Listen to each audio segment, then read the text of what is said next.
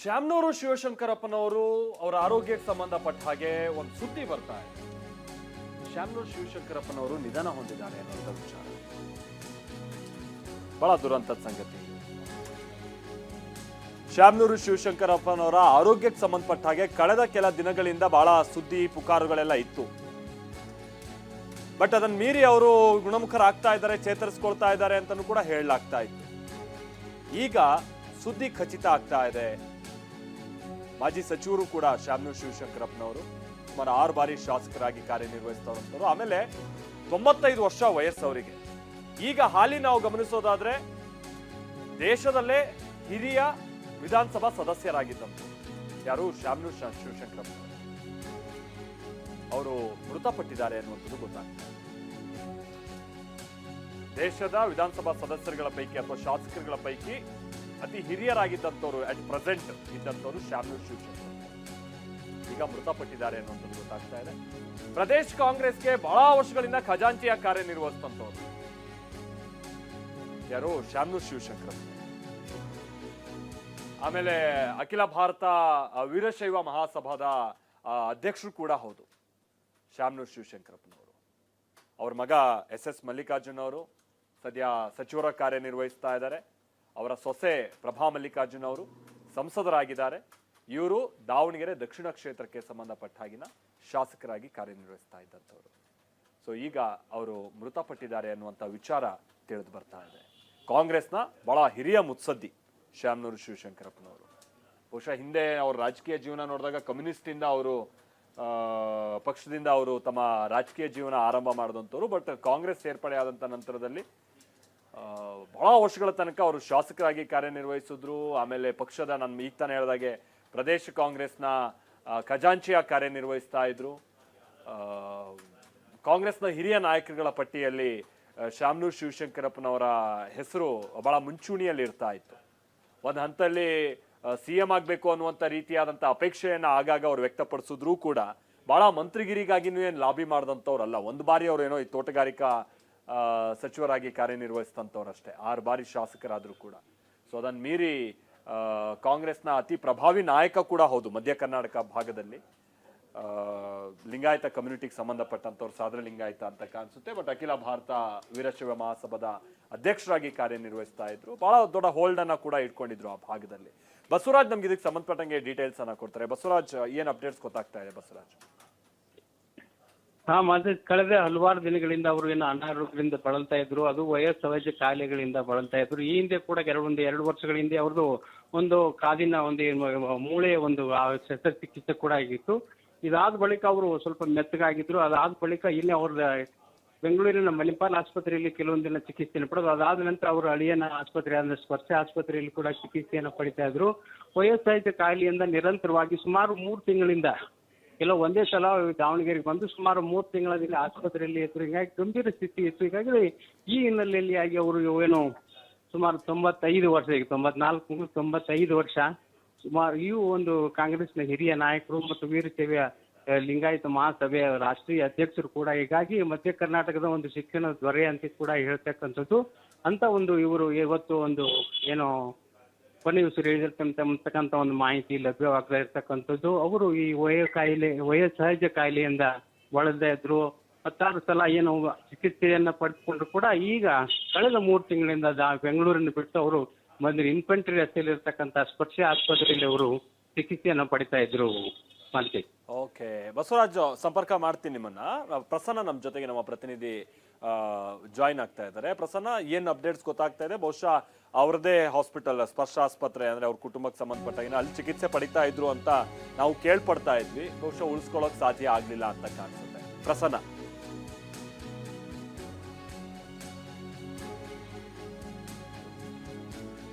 ಮಾತಾಡೋಣ ಪ್ರಸನ್ನ ಅವ್ರ ಜೊತೆಗೆ. ಇನ್ನು ಅವ್ರು ನಡೆದು ಬಂದ ಹಾದಿಯನ್ನ ಕೂಡ ನಾವಿಲ್ಲಿ ಗಮನಿಸೋದಾದ್ರೆ, ನಾನು ಮೊದಲೇ ಹೇಳಿದಾಗೆ ಕಾಂಗ್ರೆಸ್ ಪಕ್ಷದಲ್ಲಿ ಬಹಳ ಹಿರಿಯ ನಾಯಕರುಗಳ ಸಾಲಿನಲ್ಲಿ ಅಟ್ ಪ್ರೆಸೆಂಟ್ ಬದುಕಿದ್ದಂಥವರ ಪೈಕಿ ಶ್ಯಾಮ್ನೂರು ಶಿವಶಂಕರಪ್ಪನವರದ್ದು ಅಗ್ರಗಣ್ಯ ಹೆಸರುಗಳ ಪೈಕಿ ಒಂದು. 94 ಅಥವಾ 95 ವರ್ಷ ಅವರಿಗೆ ಹೆಚ್ಚು ಕಮ್ಮಿ ವಯಸ್ಸು. 1931ರಲ್ಲಿ ದಾವಣಗೆರೆಯಲ್ಲಿ ಜನಿಸಿದ್ದಂಥವ್ರು. ಬಹಳ ದೊಡ್ಡ ದೊಡ್ಡ ಎಜುಕೇಶನಲ್ ಇನ್ಸ್ಟಿಟ್ಯೂಷನ್ಸ್ ಇದಾವೆ. ಬಾಪೂಜಿ ಇನ್ಸ್ಟಿಟ್ಯೂಷನ್ಸ್ ಮತ್ತೆ ಈ ವೈದ್ಯಕೀಯ ಸೇವೆಗೆ ಸಂಬಂಧಪಟ್ಟ ಹಾಗೆ ಹಲವು ಹಾಸ್ಪಿಟಲ್ಗಳು ಅವ್ರ ಕುಟುಂಬದ್ದು, ಜೊತೆಗೆ ಬಹಳ ಈ ಅಡಿಕೆ ಬೆಳೆಯೋರು, ಆಮೇಲೆ ಕಬ್ಬು ಬೆಳೆಯುವಂಥವ್ರು, ಅವ್ರದ್ದೇ ಕೆಲ ಡಿಸ್ಟಿಲರೀಸ್ ಕೂಡ ಇದೆ. ಅಂದ್ರೆ ಅವರು ಕಮರ್ಷಿಯಲ್ ಆಗಿನೂ ಅಷ್ಟೇ, ಅಂದ್ರೆ ಒಬ್ಬ ಬಿಸ್ನೆಸ್ ಮ್ಯಾನ್ ಆಗಿಯೂ ಅಷ್ಟೇ, ಜೊತೆಗೆ ಒಬ್ಬ ಪೊಲಿಟಿಷಿಯನ್ ಆಗಿನೂ ಕೂಡ ಬಹಳ ಉತ್ತುಂಗದಲ್ಲಿ ಇದ್ದಂಥವ್ರು. ಬಟ್ ನಾನು ಆಗ್ತಾನೆ ಹೇಳಿದಾಗೆ ಬಹಳ ಈ ಸಚಿವಗಿರಿ ಮತ್ತೊಂದು ಅವ್ರು ಲಾಬಿ ಮಾಡಿದಂಥವ್ರಲ್ಲ. ಅಷ್ಟು ವರ್ಷಗಳ ಅವರ ಪೊಲಿಟಿಕಲ್ ಜರ್ನಿಲಿ ಒಂದು ಬಾರಿ ಅವರು ಸಚಿವರಾಗಿ ಕಾರ್ಯನಿರ್ವಹಿಸಿದ್ದಷ್ಟೇ. ಪ್ರಸನ್ನ ನಮಗೆ ಸಂಪರ್ಕದಲ್ಲಿದ್ದಾರೆ. ಪ್ರಸನ್ನ, ಬಹುಶಃ ಅವ್ರ ಕುಟುಂಬದ ಒಡೆತನದ್ದೇ ಸ್ಪರ್ಶ್ ಹಾಸ್ಪಿಟಲ್ ಅಲ್ಲಿ ಅವರು ಚಿಕಿತ್ಸೆಯಲ್ಲಿದ್ದಾರೆ ಅನ್ನುವಂಥದ್ದು ನಾವು ಒಂದು ವಾರದಿಂದ ಕೇಳ್ಪಡ್ತಾ ಇದ್ವಿ. ಬಹುಶಃ ಉಳಿಸ್ಕೊಳ್ಳೋಕೆ ಸಾಧ್ಯ ಆಗ್ಲಿಲ್ಲ ಅಂತ ಕಾಣಿಸುತ್ತೆ. ಪ್ರಸನ್ನ, ಏನ್ ಅಪ್ಡೇಟ್ಸ್ ಗೊತ್ತಾಗ್ತಾ ಇದೆ? ಹೌದು ಮಾಲ್ತೇಶ್, ಶಾಮನೂರು ಶಿವಶಂಕರಪ್ಪ ಅವರ ಆರೋಗ್ಯವನ್ನ ಸರಿದೂಗಿಸೋಕೆ ಆ ವೈದ್ಯರು ಸಾಕಷ್ಟು ಪ್ರಯತ್ನವನ್ನು ಕೂಡ ಪಟ್ಟಿದ್ರು.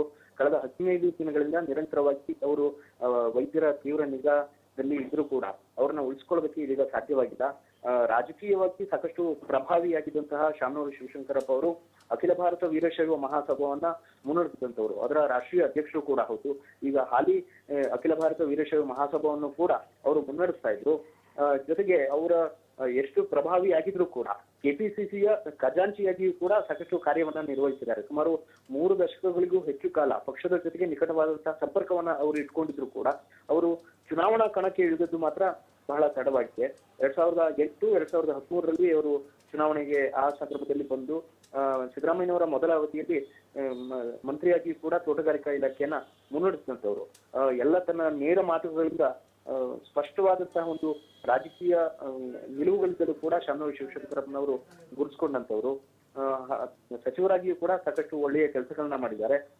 ಮತ್ತು ಸಮುದಾಯದಲ್ಲಿ ಹೆಚ್ಚಿನ ಪ್ರಭಾವವನ್ನು ಹೊಂದಿದಂತಹ ಶಾಮನೂರು ಶಿವಶಂಕರಪ್ಪನವರು ಒಂದು ಇಡೀ ದಾವಣಗೆರೆ ಜಿಲ್ಲೆಯನ್ನ ಸಂಪೂರ್ಣವಾಗಿ ಅಭಿವೃದ್ಧಿಯ ಕಾರ್ಯಗಳಿಂದ ಬದಲಾವಣೆ ಮಾಡಿದಂತಹ ಉನ್ನತ ವ್ಯಕ್ತಿ ಅನ್ನುವಂಥದ್ದು ಅವ್ರನ್ನ ಹೆಚ್ಚು ಹೆಗ್ಗಳಿಕೆ. ಹೀಗಾಗಿ ಹೈಕಮಾಂಡ್ ಮಟ್ಟದಲ್ಲೂ ಕೂಡ ಎಐಸಿಸಿ ನಾಯಕರು ಕೂಡ ಅವ್ರನ್ನ ಖಜಾಂಚಿಯಾಗಿ ಒಂದಷ್ಟು ಜವಾಬ್ದಾರಿ ಕೊಟ್ಟಂತಹ ಸಂದರ್ಭದಲ್ಲಿ ಹಲವಾರು ಚುನಾವಣೆಗಳನ್ನು ಕೂಡ ಮುಂದೆ ನಿಂತು ನಡೆಸಿದಂತಹ ಶಾಮನೂರು ಶಿವಶಂಕರಪ್ಪನವರು ಚುನಾವಣಾ ಕಣಕ್ಕೆ ತಾವು ಬಹಳ ತಡವಾಗಿ ಬರ್ತಾರೆ. ಆದ್ರೆ ಸಚಿವರಾಗಿ ಇಷ್ಟು ವರ್ಷಗಳ ಕಾಲ ಇದ್ರೂ ಕೂಡ, ಪ್ರಭಾವಿಯಾಗಿದ್ರು ಕೂಡ ಕೇವಲ ಒಂದೇ ಒಂದು ಬಾರಿ ಸಚಿವರಾಗ್ತಾರೆ.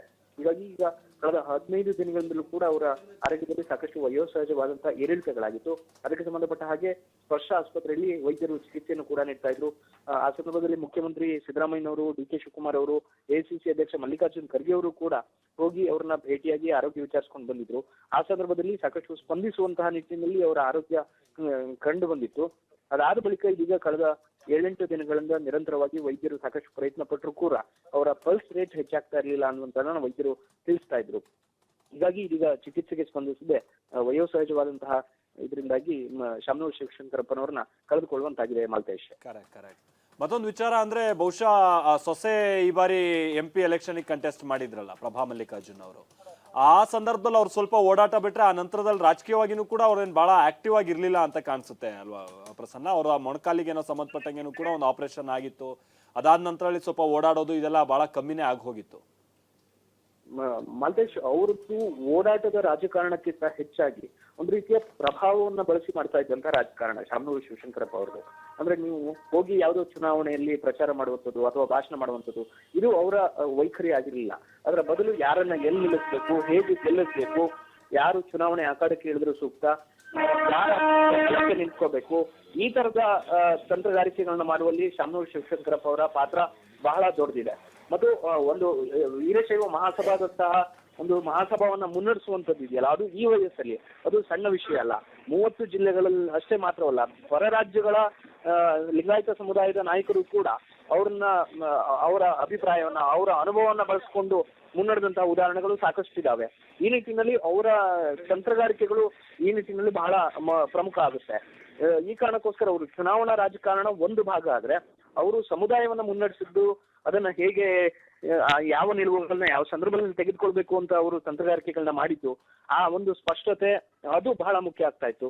ಈ ಕಾರಣಕ್ಕೋಸ್ಕರ ಅಖಿಲ ಭಾರತ ವೀರಶೈವದ ಮಹಾಸಭಾ ಕೂಡ ಇವತ್ತು ಇಷ್ಟು ಗಟ್ಟಿಯಾಗಿ ನಿಲ್ಲೋದಕ್ಕೆ ಶಾಮನೂರು ಶಿವಶಂಕರಪ್ಪ ಅವರ ಕೊಡುಗೆ ಜಾಸ್ತಿ ಇದೆ.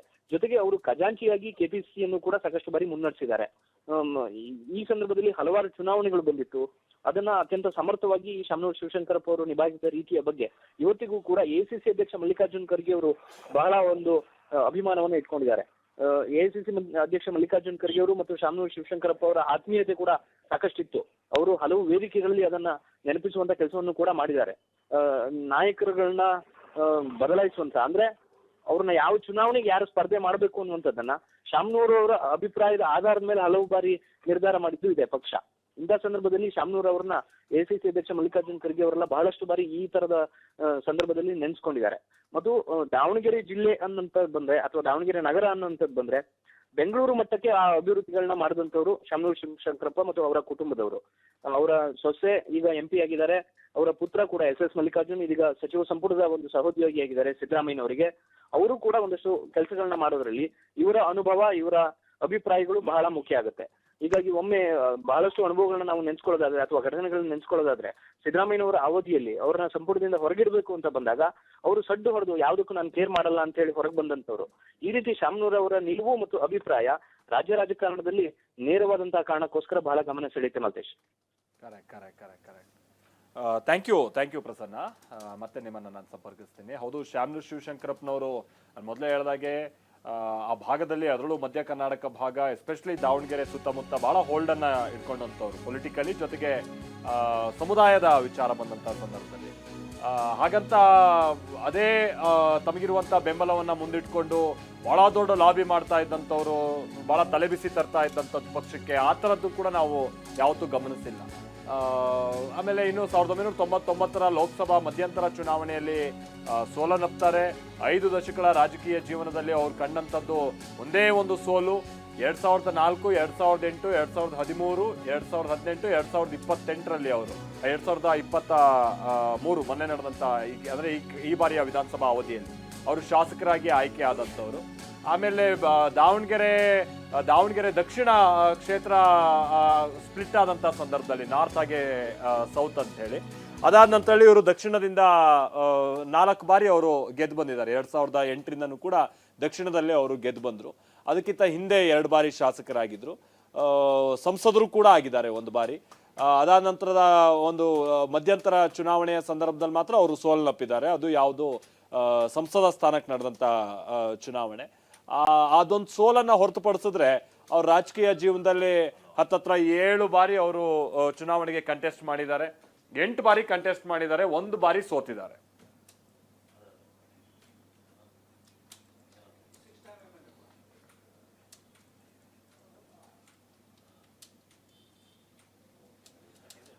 ಆಮೇಲೆ ಈಗ ತಾನೇ ಹೇಳಿದ ಹಾಗೆ ಅವರ ಪುತ್ರ ಕೂಡ ಈಗ ಅಟ್ ಪ್ರೆಸೆಂಟ್ ಕ್ಯಾಬಿನೆಟ್ ಸಚಿವರಾಗಿರುವಂಥವ್ರು SS ಮಲ್ಲಿಕಾರ್ಜುನ್ ಅವರು. ಅದಾದ ನಂತರ ಅಲ್ಲಿ ಸೊಸೆ ಕೂಡ ಸಂಸದರಾಗಿ ಕಾರ್ಯನಿರ್ವಹಿಸ್ತಾ ಇದ್ದಾರೆ. ಆಮೇಲೆ ದಾವಣಗೆರೆಯಲ್ಲಿ ಒಂದು ದೊಡ್ಡ ಹೋಲ್ಡ್ ಅನ್ನ ಇಟ್ಕೊಂಡಿರುವಂತ 2 ಕುಟುಂಬಗಳು ಅಂತ ನಾವು ನೋಡಿದಂತ ಸಂದರ್ಭದಲ್ಲಿ, ಒಂದು ಶಾಮನೂರ್ ಶಿವಶಂಕರಪ್ಪನವರ ಕುಟುಂಬ, ಮತ್ತೊಂದು GM ಸಿದ್ದೇಶ್ವರ ಅವರ ಕುಟುಂಬ. ಸೊ ಈ 2 ಫ್ಯಾಮಿಲಿಗಳ ನಡುವೆ ಪೊಲಿಟಿಕಲಿ ಆಗಾಗ ನಾವು ಕಾಣ್ತಾ ಇದ್ದಂತ ಒಂದು ಫೈಟ್ ಅನ್ನ ನಾವು ಗಮನಿಸ್ತಾ ಇದ್ವಿ. ಬಹುಶಃ ಈ ಬಾರಿ ಅಂತ ಒಂದು ಫೈಟ್ ನೋಡೋದಕ್ಕೆ ಅವಕಾಶ ಸಿಕ್ಕಿದ್ದು ಅಂತ ಅಂದ್ರೆ ಅದು ಶಾಮನೂರ್ ಶಿವಶಂಕರಪ್ಪನವರ ಸೊಸೆ ಹಾಗೂ GM ಸಿದ್ದೇಶ್ವರ ಅವರ ಪತ್ನಿ ದಾವಣಗೆರೆಯಲ್ಲಿ ಕಂಟೆಸ್ಟ್ ಮಾಡಿದಂತ ಸಂದರ್ಭ. ಬಟ್ ಸೊಸೆಯನ್ನ ಗೆಲ್ಸ್ಕೊಂಬರುವಂತ ನಿಟ್ಟಿನಲ್ಲಿ ಶಾಮನೂರ್ ಶಿವಶಂಕರಪ್ಪನವರು ಯಶಸ್ವಿ ಆದ್ರು. ಹಾಗೆ ಇನ್ನೊಂದು ವಿಚಾರ ಅಂತಾನೆ ನಮ್ಮ ಜೊತೆಗೆ ಮಾತನಾಡ್ತಾ ಇದ್ದಂತ ಪ್ರಸನ್ನ ಕೂಡ ಹೇಳ್ತಾ ಇದ್ರಲ್ಲ, ಬಹಳ ಏನು ಈ ಕಾಲಿಗೆ ಚಕ್ರ ಕಟ್ಕೊಂಡಂತೆ ಬಹಳ ತಿರುಗಿ ಪ್ರಚಾರ ಮಾಡಿ ಆ ರೀತಿಯಾದಂತ ರಾಜಕೀಯ ಚಟುವಟಿಕೆಗಳಿಗಿಂತನೂ ಕೂಡ ಸಮುದಾಯದ ಮಟ್ಟದಲ್ಲಿ ಬಹಳ ದೊಡ್ಡ ಹೋಲ್ಡ್ ಅನ್ನ ಇಟ್ಕೊಂಡಿದ್ದಂಥವ್ರು, ಬಹಳ ಸ್ಟ್ರಾಟಜಿ ರೂಪಿಸ್ತಾ ತಮ್ಮ ಕ್ಯಾಂಡಿಡೇಟ್ ಅನ್ನ ಗೆಲ್ಸ್ಕೊಂಬರೋದು, ಆಮೇಲೆ ಕಾಂಗ್ರೆಸ್ ಪಕ್ಷಕ್ಕೆ ಬಹಳ ಅನುಕೂಲ ಆದಂಥದ್ದು ಶಾಮನೂರ್ ಶಿವಶಂಕರಪ್ಪನವರ ಹೆಗ್ಗಳಿಕೆ. ಆ ಕಾರಣಕ್ಕಾಗಿನೇ ಪಕ್ಷಕ್ಕೆ ಸಂಬಂಧಪಟ್ಟ ಹಾಗಿನ ಒಡನಾಟ ಸುಮಾರು 4 ದಶಕಗಳಿಂದನೂ ಇದೆ. 3 ದಶಕಗಳಿಂದ ಅಥವಾ ಒಂದು 30 ವರ್ಷಗಳ ಕಾಲ ಅವರು ಖಜಾಂಚಿಯಾಗಿ ಕಾರ್ಯನಿರ್ವಹಿಸಿದ್ದಾರೆ ಅಂತಂದ್ರೆ ಯೋಚನೆ ಮಾಡಿ ಕಾಂಗ್ರೆಸ್ ಹಾಗೆ ಶಾಮನೂರ್ ಶಿವಶಂಕರಪ್ಪನವರ ನಡುವಿನ ಸಂಬಂಧ ಎಷ್ಟು ಗಟ್ಟಿಯಾಗಿತ್ತು ಅನ್ನುವಂಥದ್ದು ವಿಚಾರಕ್ಕೆ ಸಂಬಂಧಪಟ್ಟ ಹಾಗೆ. ಆಮೇಲೆ ಪೊಲಿಟಿಕಲಿ ನಾನು ಮೊದಲೇ ಹೇಳಿದಾಗೆ ಅವರ ಏನು ಚುನಾವಣಾ ರಾಜಕೀಯ ಬಹಳ ಇದೆ ಹೇಳೋದು. ಇನ್ನು ವಿಚಾರ ಅಂತಾನೆ ಒಬ್ಬ ದೊಡ್ಡ ಬಿಸ್ನೆಸ್ ಮ್ಯಾನ್ ರೂಪದಲ್ಲೂ ಕೂಡ ನಾವು ಅವರ ಕುಟುಂಬವನ್ನ ನೋಡಬಹುದಾಗಿದೆ. ಯಾಕಂತ ಅಂದ್ರೆ ಬಹಳ ಈ ಡಿಸ್ಟಿಲರೀಸು, ಆಮೇಲೆ ಶಿಕ್ಷಣ ಸಂಸ್ಥೆಗಳು, ವೈದ್ಯಕೀಯ ಸಂಸ್ಥೆಗಳು ಬಹಳ ಇದೆ ಶಾಮನೂರ್ ಶಿವಶಂಕರಪ್ಪನವರದ್ದು. ಬೆಂಗಳೂರಿನಲ್ಲೂ ಕೂಡ ಆ ಬಿಸ್ನೆಸ್ ಅನ್ನ ಅವರು ವಿಸ್ತರಿಸಿದ್ದಾರೆ. ದಾವಣಗೆರೆಗೆ ಮಾತ್ರ ಸೀಮಿತ ಆಗಿಲ್ಲ, ರಾಜ್ಯದ ಬಹಳಷ್ಟು ಕಡೆ ಅವ್ರ ಬಿಸ್ನೆಸ್ ಅನ್ನ ನಾವು ಗಮನಿಸಬಹುದಾಗಿದೆ. ಆಮೇಲೆ ಲಿಂಗಾಯತ ಸಮಾಜದ, ವೀರಶೈವ ಲಿಂಗಾಯತ ಸಮಾಜಕ್ಕೆ ಸಂಬಂಧಪಟ್ಟಂಗೆ ಬಹಳ ದೊಡ್ಡ ಮುಖಂಡ. ಆಮೇಲೆ ಸಮುದಾಯ ಕೂಡ ಬಹುತೇಕ ಸಂದರ್ಭದಲ್ಲಿ ಇವ್ರು ಕೊಟ್ಟಂತ ಒಂದು ತೆಗೆದುಕೊಳ್ತಾ ಇದ್ದಂತ ತೀರ್ಮಾನ ಅಥವಾ ಇವರ ಅಭಿಪ್ರಾಯ ಇದನ್ನೇನು ಕಡೆಗಣಿಸ್ತಾ ಇರಲಿಲ್ಲ. ಬಹುತೇಕ ಸಂದರ್ಭದಲ್ಲಿ ಅದೇ ಪ್ರಕಾರವಾಗಿ ವೀರಶೈವ ಲಿಂಗಾಯತ ಸಮುದಾಯ ಕೂಡ ನಡ್ಕೊಂಡ್ ಬಂದಿದೆ. ಬಹಳಷ್ಟು ಮಠ ಮಾನ್ಯಗಳು ಕೂಡ ಬೇರೆ ಬೇರೆ ತೆರಳಂತ ತೀರ್ಮಾನಕ್ಕೆ ಹೋದಂತ ಸಂದರ್ಭದಲ್ಲೂ ಕೂಡ ಶಾಮನೂರು ಶಿವಶಂಕರಪ್ಪನವರು ಈ ಅಖಿಲ ಭಾರತ ವೀರಶೈವ ಮಹಾಸಭಾದ ಮುಖೇನವಾಗಿ ಅವ್ರು ಕೊಡ್ತಾ ಇದ್ದಂತ ಒಂದು ಸೂಚನೆ ಅಥವಾ ಅವ್ರು ತೆಗೆದುಕೊಳ್ತಾ ಇದ್ದಂತ ತೀರ್ಮಾನ ಅದನ್ನೆಲ್ಲ ಪಾಲಿಸ್ತಾ ಇದ್ರು. ಬಹಳ ದೊಡ್ಡ ದೊಡ್ಡ ಮಠಗಳು ಕೂಡ ಅಲ್ಲಿಗೆ ಲೆಕ್ಕ ಹಾಕಿ ಸಮುದಾಯದಲ್ಲೂ ಶಾಮನೂರು ಶಿವಶಂಕರಪ್ಪನವರ ಪ್ರಭಾವ ಹೇಗಿತ್ತು ಅನ್ನುವಂಥದ್ದು ವಿಚಾರ. ರಾಜ್ಯದ ಒಂದು ದೊಡ್ಡ ಸಮುದಾಯಕ್ಕೆ ಸಂಬಂಧಪಟ್ಟ ಹಾಗಿನ ದೊಡ್ಡ ನಾಯಕ ಕೂಡ. ನಾನು ಆಗ್ತಾನೆ ಹೇಳಿದಾಗೆ ಅವರು 1931ರಲ್ಲಿ ಅವರ ಜನನ, ಅಲ್ಲಿಗೆ ಈಗ ಹೆಚ್ಚು ಕಡಿಮೆ ಅವ್ರಿಗೆ 94-95 ವರ್ಷ. ಅವ್ರ ತಂದೆ ಕಲ್ಲಪ್ಪ ಅಂತ ಹೇಳಿ, ತಾಯಿ ಸಾವಿತ್ರಮ್ಮ ಅಂತ, ಅವರ ಹಿರಿಯ ಪುತ್ರ ಶಾಮನೂರು ಶಿವಶಂಕರಪ್ಪನವರು. ಆಮೇಲೆ ಇನ್ನೊಂದು ವಿಚಾರ ಅಂತ ಅಂದ್ರೆ, ಈ ಶಾಮನೂರು ಅನ್ನುವಂಥದ್ದು ಊರಿದೆಯಲ್ಲ, ಇದು ದಾವಣಗೆರೆದಲ್ಲ, ವಿಜಯಪುರ. ಇವ್ರ ಮೂಲ, ಇವ್ರ ತಂದೆ ವಿಜಯಪುರ ಮೂಲದವರು. ಸೊ ಅದಾದ ನಂತರಲ್ಲಿ ಅವರು ಉದ್ಯೋಗ ಅರಸಿ ಬೇರೆ ಬೇರೆ ಕಡೆ ಓಡಾಡಿರ್ತಾರೆ ಇವ್ರ ಕುಟುಂಬ. ಅದು ಹಾವೇರಿಗೆ ಹೋಗಿ ರಾಣೆಬೆನ್ನೂರಿನಲ್ಲಿ ಇರ್ತಾರೆ. ಆ ಸಂದರ್ಭದಲ್ಲಿ ಅವರು ಈ ಅಕ್ಕಿ ಬೇಳೆ ಹತ್ತಿ ಎಲ್ಲ ಬಹಳ ಫೇಮಸ್ ನಿಮಗೆ ದಾವಣಗೆರೆ ಹಾಗೆ ಈ ಹಾವೇರಿ ಸೈಡು ರಾಣೆಬೆನ್ನೂರು ಸೈಡ್ ಎಲ್ಲ. ಸೊ ಅದರ ಒಂದು ವ್ಯಾಪಾರ ವಹಿವಾಟು ಮಾಡ್ತಾ ಇದ್ದಂತ ಕುಟುಂಬ ಇವ್ರದ್ದು. ಸೊ ಅದಾದ ನಂತರದಲ್ಲಿ ರಾಣೆಬೆನ್ನೂರಿನಿಂದ ದಾವಣಗೆರೆಗೆ ಇವರ ಕುಟುಂಬ ಸ್ಥಳಾಂತರಗೊಳ್ತಾರೆ. ಬಟ್ ಅವರ ಹೆಸರಿನ ಪಕ್ಕದಲ್ಲಿರುವಂತ ಶಾಮನೂರು ಅನ್ನುವಂಥದ್ದು ಅದು ಹಾಗೆ ಉಳಿಯುತ್ತೆ.